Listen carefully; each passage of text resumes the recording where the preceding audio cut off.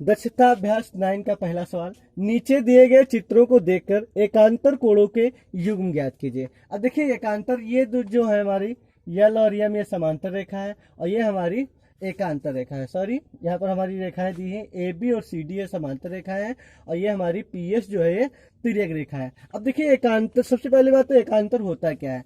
जब कोई तिर्यक रेखा काटती है तो तिर्यक रेखा में, जैसे मान लो अगर हमको इसका एकांतर ज्ञात करना है तो इसका एकांतर ना तो इसके नजदीक वाले कोई होते हैं, इसके अपोजिट यानी यहां पर जो होंगे वो भी होंगे कौन से, रेखा के उस पार। जैसे अगर इस पार कोई चीज है तो इस पार में एकांतर होगा, वो भी कहां पर, इस यहां पर नहीं, यहां पर, ये इसके क्या होगा, एकांतर। अगर ये बहिष्कोण है तो ये बहिष्कोण का एकांतर बहिष्कोण होगा, अगर अंतःकोण है तो अंतःकोण होगा।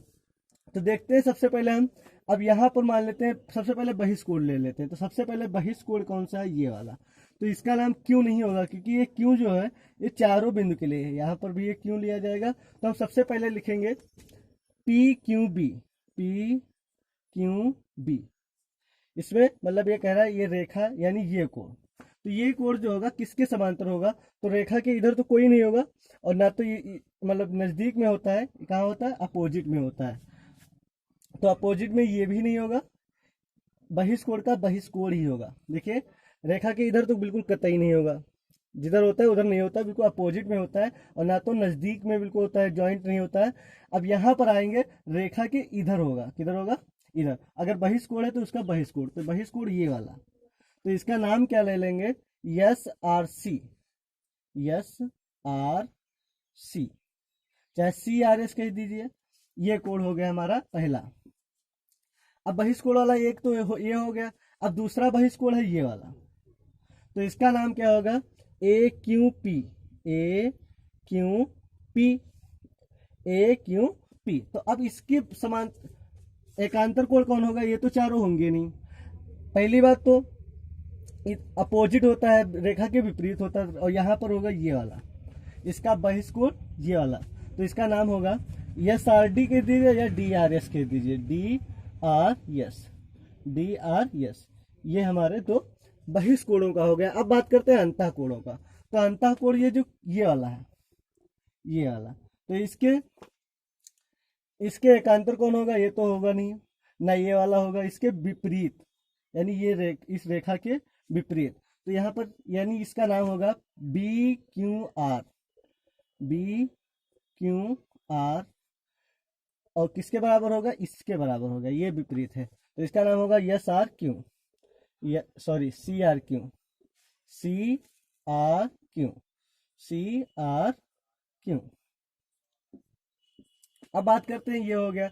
अब इसके बराबर देखते हैं अंतःकोण, तो इसके समान कौन होगा, देखिए विपरीत होता है, इसके अपोजिट। तो इसका नाम ले लेते हैं हम ए क्यू आर, ए क्यू आर, ए क्यू आर, और इसके समांतर ये वाला होगा, तो डी आर क्यू। ऊपर की तरफ जाएंगे, ये कोण पूछ रहा है, नीचे को नहीं आना है, D R Q, D R Q. ये हमारे एकांतर कोण हो गए। एकांतर कोण के 4 जोड़े बनते हैं हमारे हमेशा। फिर देखते हैं, अब इसका ये फर्स्ट क्वेश्चन हल हो गया। अब इसका सेकेंड पॉइंट देखते हैं।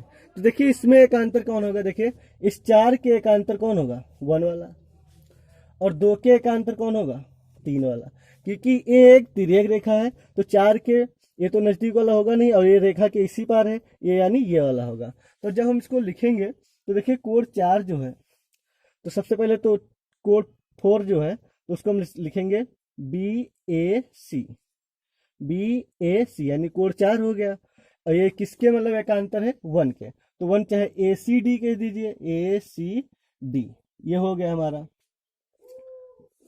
फिर दूसरा कोण 4 और 1 हो गया, अब आया 2 और 3, तो 2, तो सी A D, C A D, कोण सी A D, C A D 2 हो गया। अब 3 वाला ए सी बी कह दीजिए या बी सी ए कह दीजिए, बी सी ए, ये हमारा आंसर हो गया। प्रश्न नंबर 2, नीचे दिए गए चित्रों में समांतर रेखाओं के जोड़े बताइए तथा रेखाओं के नाम लिखिए।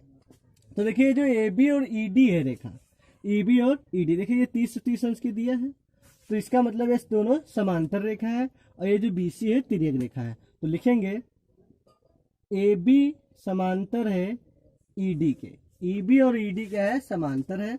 और तिर्यक रेखा जो है हमारी, तिर्यक रेखा है हमारी BC तिर्यक रेखा है। और एक प्रकार से ये भी है हमारी AC भी तिर्यक रेखा। कैसे? क्योंकि जितना ये अंश बनेगा, क्योंकि ऑलरेडी क्या है हमारी समांतर रेखा है और ये इसको क्या कर रही है, तिर्यक रेखा काट रही है। तो ये अभी हमारी एक प्रकार से तिर्यक रेखा हो सकती है। इसी प्रकार अब हम देखते हैं इसमें, देखते हैं समांतर रेखा कौन कौन सी है। देखिए ये 60-60 अंश के कोण बने, तो हमारी समांतर रेखा होगी AB ये वाली और EB समांतर है EC के। और तिर्यक रेखा कौन सी है, BD। तिर्यक रेखा है हमारी ये जो BD समांतर रेखा को जो काटती है। मान लेते हैं अगर ये बढ़ी होती तो आपको लग जाता कि ये रेखा काट रही है। तो तिर्यक रेखा हमारी कौन सी है, BD। और एक प्रकार से ये भी हमारी तिर्यक रेखा ही। देखिए अगर ये समांतर रेखा है तो ये इसको क्या कर रही है, काट रही है। इसका मतलब AC भी तिर्यक रेखा है। ये हमारे आंसर हो जाएंगे। फिर देखते हैं क्वेश्चन नंबर 3।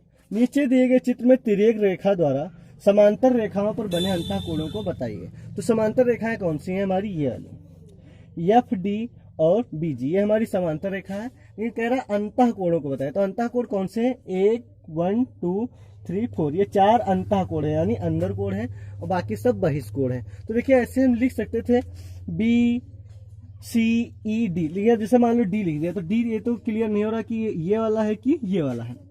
इसकी मदद से हम सबसे पहले देखो लिखेंगे BCD और E। अब देखिए क्या हो, B कौन सा है, ये वाला है कि ये बाहर वाला। तो CBD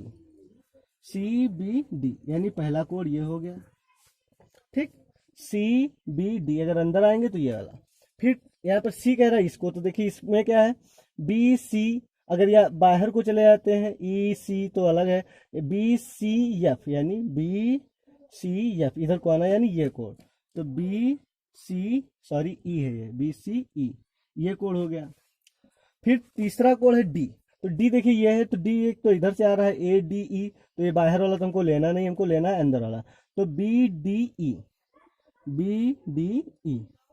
इस प्रकार कोणों को बनाया था। आप देखिए E वाला, तो E वाला यानी मतलब ये बाहर वाला नहीं, ये वाला पूछ रहा है। तो कहीं से भी हम ले सकते हैं, आगे पीछे 2 वर्ड लगा लेना, DEC, ये हमारे अंतःकोण हो गए। प्रश्न नंबर 4,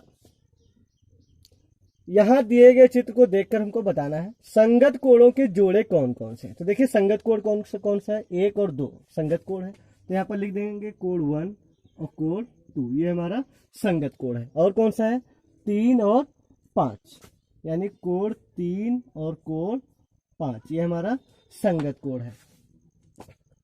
अन्य कोई नहीं, क्योंकि अगर यहाँ पर दिए होते तो 6 का संगत कोण ये वाला होता और 4 का संगत ये होता।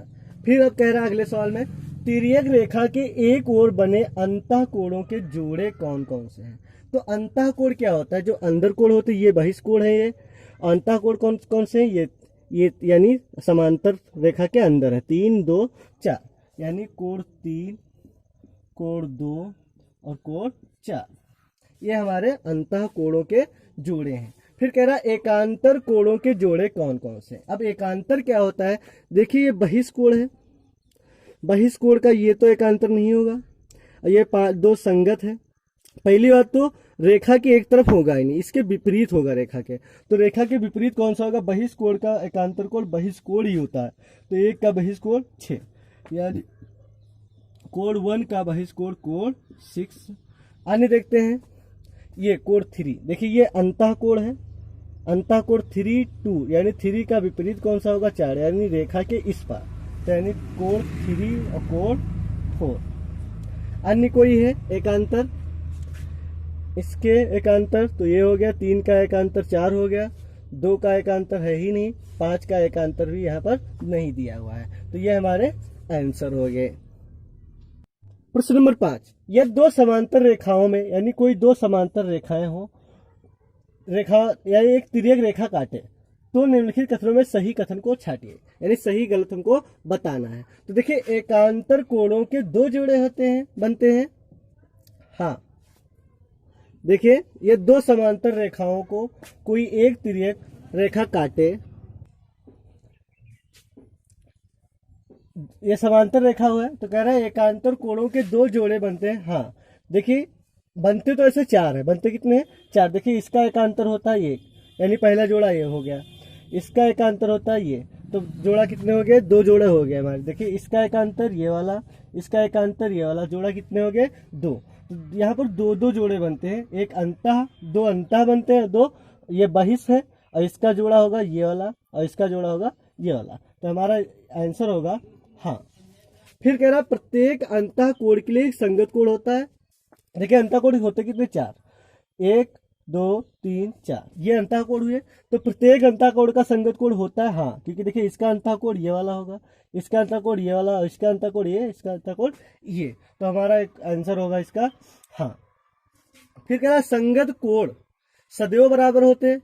हाँ कब? जब समांतर रेखा हो। तो यहाँ पर ऑलरेडी दिया हुआ है समांतर रेखा, तो यहाँ पर संगत कोण क्या होंगे? हमारे बराबर होंगे। फिर कह रहा है संगत कोण एक दूसरे के संपूरक होते हैं। संपूरक का मतलब होता है दो कोणों का योग 180 अंश हो। कितना हो? 180 अंश हो।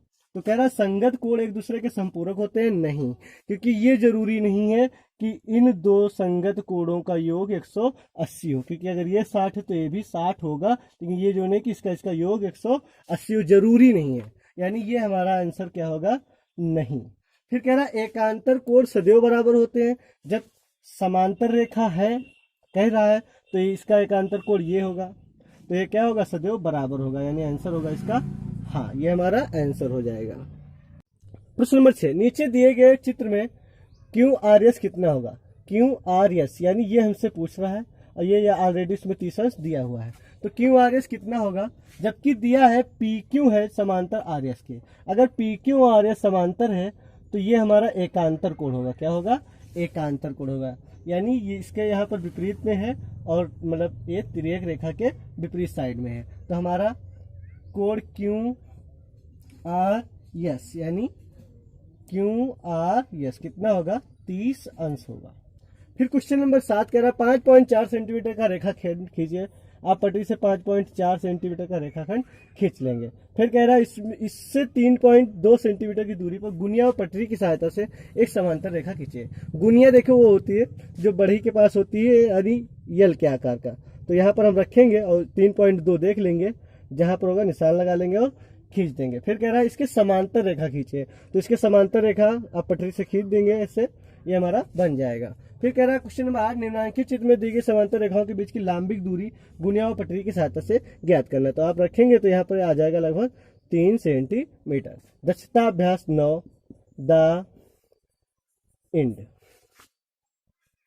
दोस्तों अगर वीडियो अच्छा लगा हो तो चैनल को सब्सक्राइब करें, तथा ये जो बेल आइकन का निशान है इसको जरूर प्रेस कर दें ताकि हमारे हर वीडियो आप तक पहुंच सके। धन्यवाद।